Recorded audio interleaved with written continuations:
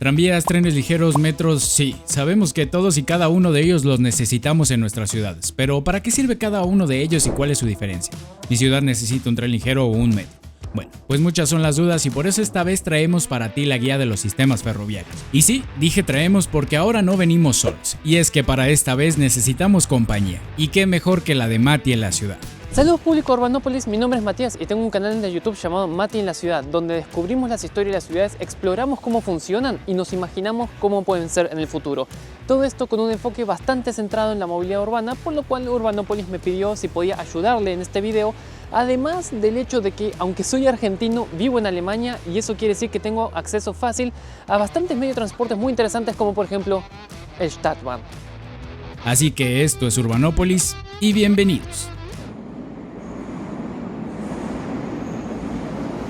Podríamos decir a grandes rasgos que el transporte ferroviario puede dividirse en 4 grandes grupos: tranvías, trenes ligeros, ferrocarriles urbanos rápidos y ferrocarriles regionales o convencionales.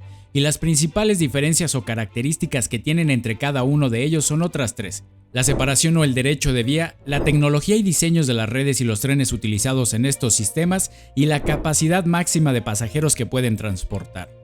Así que antes de empezar rápidamente explicaremos cada uno de ellos. Por una parte, la separación o el derecho de vía es el espacio por el cual se mueven los diferentes sistemas y qué tan libremente pueden hacerlo, lo que se traduce en qué tan eficiente puede ser un sistema. Existen 3 tipos de separaciones o de derechos de vía: en tráfico mixto o la categoría C, donde los vehículos o trenes circulan mezclados con el tráfico motorizado, y la eficiencia y la capacidad de estos sistemas es muy inferior.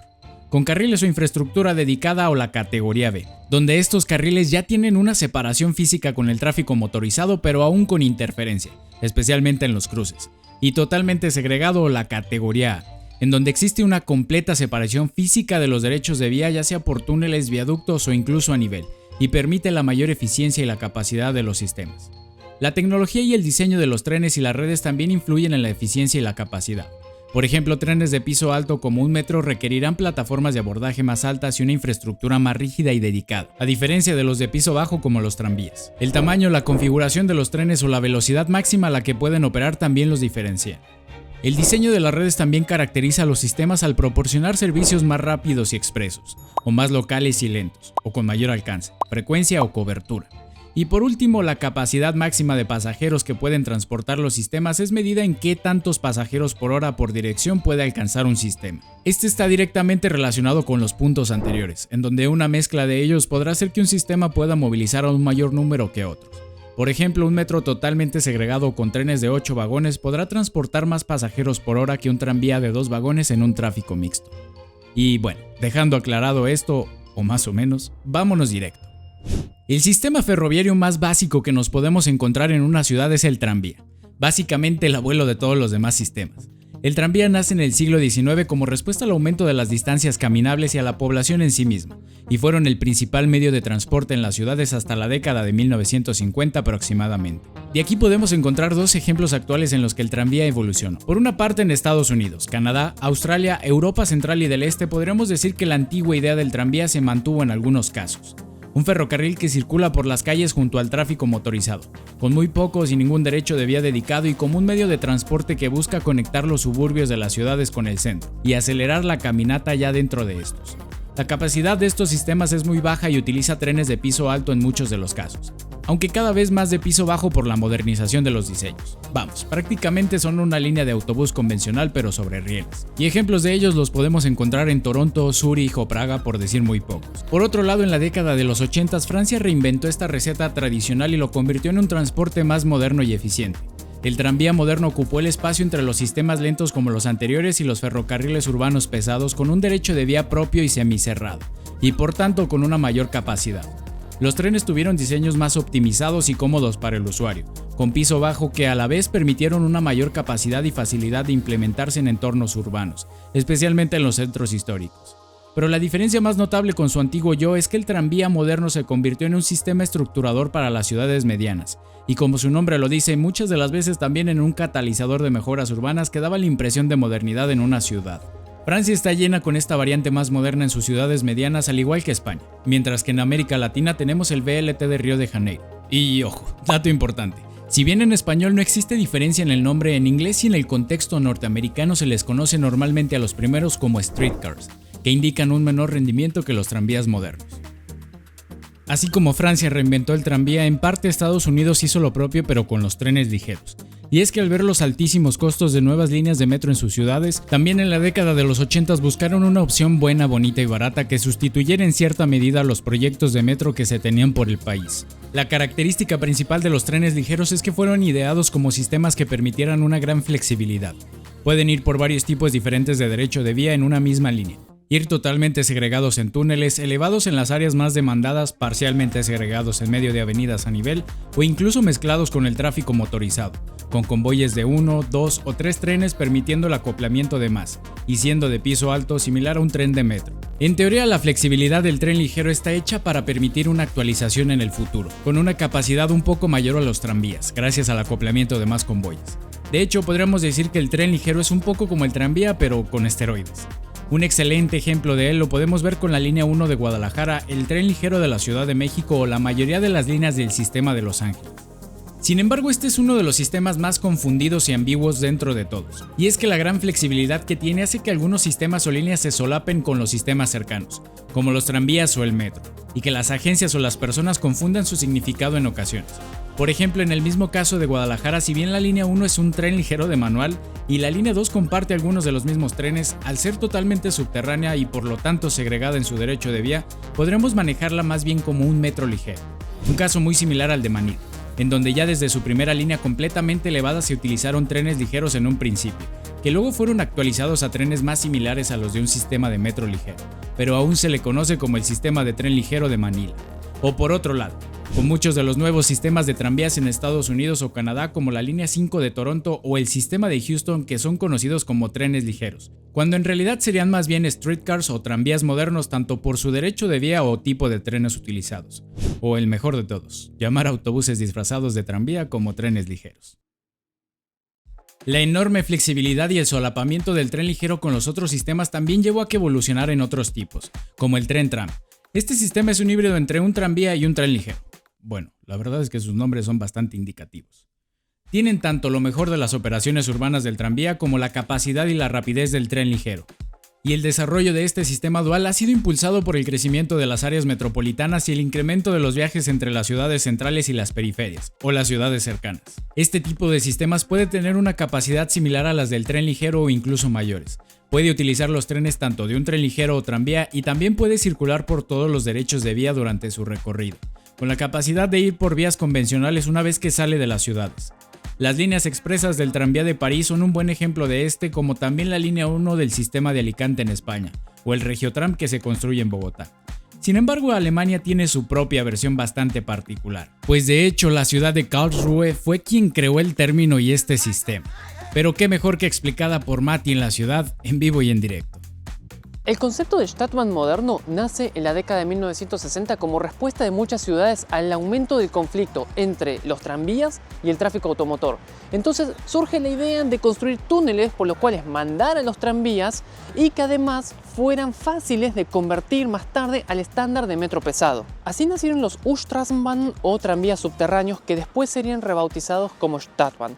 Claro que ciudades como Frankfurt o acá en Essen los presentaron directamente como U-Bahn para dar la idea de que este es el eslabón por el cual vamos a convertir nuestros tranvías en una red de metro de verdad, en una red de metro pesado, en una red de U-Bahn. Pero con el pasar del tiempo muchas ciudades, si no es por decir todas, abandonaron directamente el plan del U-Bahn y se quedaron con el concepto de Stadtbahn, el cual adoptaron, aunque los carteles sigan diciendo U-Bahn, ya se sabe, esto no es ningún U-Bahn, es un Stadtbahn. Pero ¿cuál es la diferencia? ¿Qué características tienen los Stadtbahn que los hacen únicos? Por un lado, usa formaciones de mucha mayor capacidad que las de un tranvía. En general, estamos hablando de 2 o 3 módulos acoplados. Acá en este, por ejemplo, tiene 2. Y además, son bidireccionales de piso alto, mientras que los tranvías modernos suelen ser de piso bajo para facilitar la accesibilidad, aparte de ser unidireccionales. Por otra parte, una red de Stadtbahn suele tener muchísimo interlineado, es decir, una o más líneas usan exactamente las mismas vías. En el caso de acá de Essen, tenemos las 3 líneas que salen de puntos distintos, convergen hacia un túnel central y corren por las mismas vías, por el mismo túnel, todas hasta el norte de la ciudad.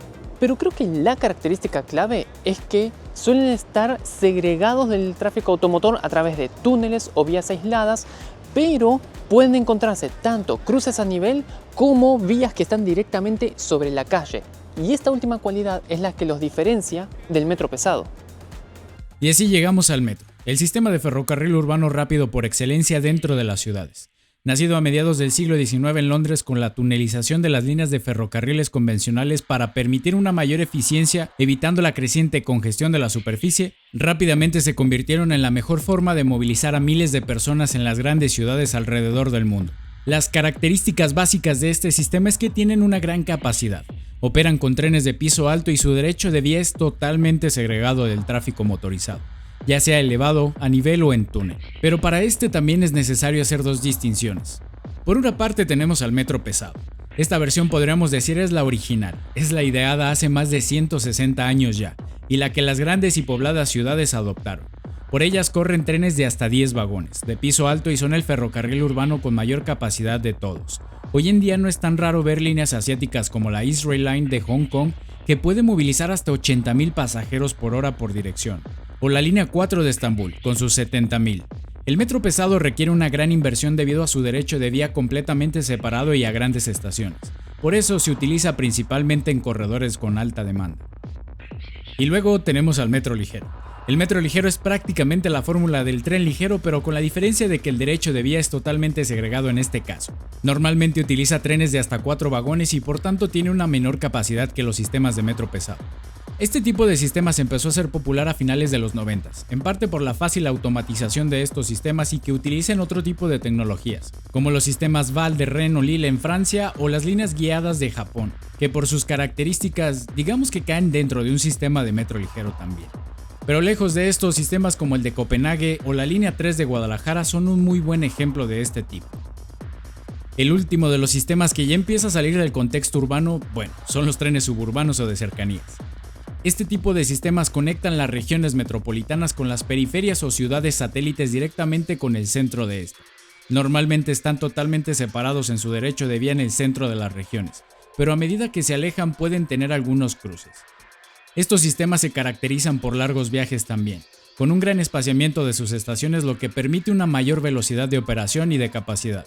Utilizan trenes que por su operación muchas de las veces son más parecidos a los ferrocarriles convencionales, y aquí a veces también es normal ver operaciones con unidades a diésel, a diferencia de los otros modos. Este tipo de sistemas podemos encontrar dos tipos también, pero más que nada por el diseño de sus redes. Por una parte, los que tienen una red radial, o sea que parten de un punto central o estación hacia el exterior, y que normalmente tienen altos volúmenes de pasajeros en horas pico y son altamente direccionales, como los sistemas de muchos de los países anglófonos o la línea del tren suburbano en la Ciudad de México. Y por otro lado, los que tienen una red diametral, o los que cruzan ese punto central, por ejemplo con túneles y después continúan su recorrido. Estas redes también suelen tener muchas estaciones dentro de la ciudad, y a veces ofrecen frecuencias de servicios similares a las de un metro pesado. La red de cercanías en Madrid o el red parisino son un gran ejemplo de esto.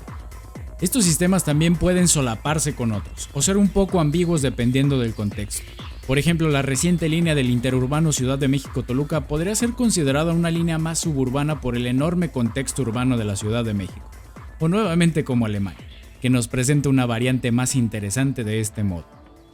El S-Bahn es el tren local por excelencia acá en Alemania. Las redes de S-Bahn suelen estar diseñadas de forma que tienen una o dos secciones troncales que cruzan el corazón de una ciudad, mientras que a medida que se van alejando, las distintas líneas se independizan y cada cual va por su lado distinto. Algo curioso que podemos encontrar si empezamos a comparar las distintas redes de S-Bahn de Alemania es que si bien hay algunas que sirven a una única ciudad, también hay otras que sirven a regiones, todas con las mismas características, servicios locales que van parando en cada estación intermedia.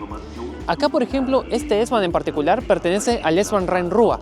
Esta es una red de S-Bahn que conecta desde Düsseldorf a Oberhausen en un eje norte-sur y desde Duisburg hasta Dortmund en un eje este-oeste, usando tres vías principales, la de Wuppertal, esta, la de Essen y la de Gelsenkirchen.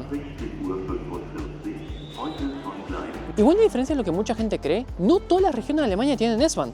En estas, donde no existe una red, lo que pasa es que el servicio de tren local que va parando en cada estación intermedia queda delegado en los regionales. Los regionales son su propio medio único. Claro que podemos encontrar dos categorías de regionales distintos. En las regiones donde no existe la red de S-Bahn, vas a ver trenes con las líneas catalogadas como RB. Estas son Regional Bahn o justamente tren regional. Y acá, donde hay una red de S-Bahn, también vamos a encontrar RE. Este, por ejemplo, que tenemos acá atrás, eso es un RE2, es el código de línea, y RE quiere decir Regional Express. Estos son los que sacrifican paradas intermedias a cambio de ganar más alcance.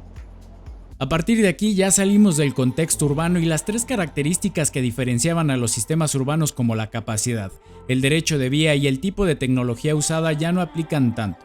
Ahora, como nos explicó Mati con los trenes regionales, los ferrocarriles convencionales se diferencian más bien por el tipo de servicios, el alcance que tienen y su infraestructura, como pasa con la joya de la corona de los ferrocarriles, la alta velocidad.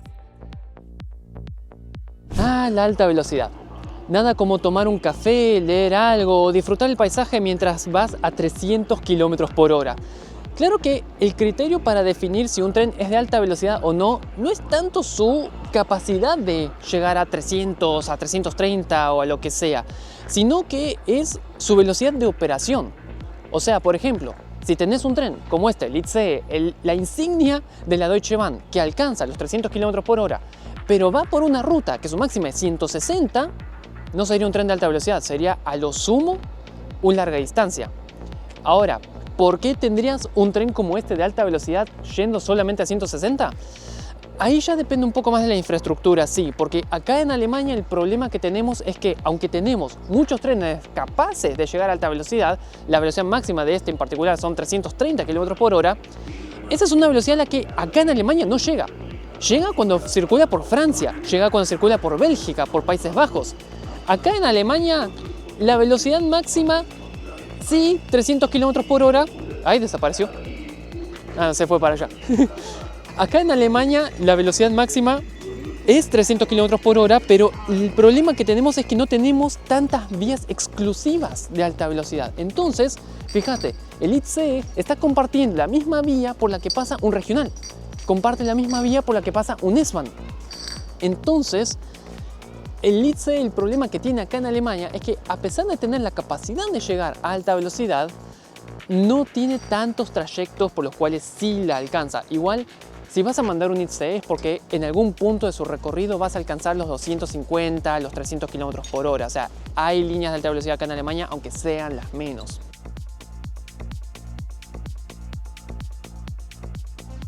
Gracias de nuevo Urbanopolis por invitarme a participar de este video, espero que lo hayan disfrutado, que hayan aprendido algo nuevo y los leo en los comentarios, sea o de este video o en mi canal Mati en la Ciudad. Un saludo desde Alemania.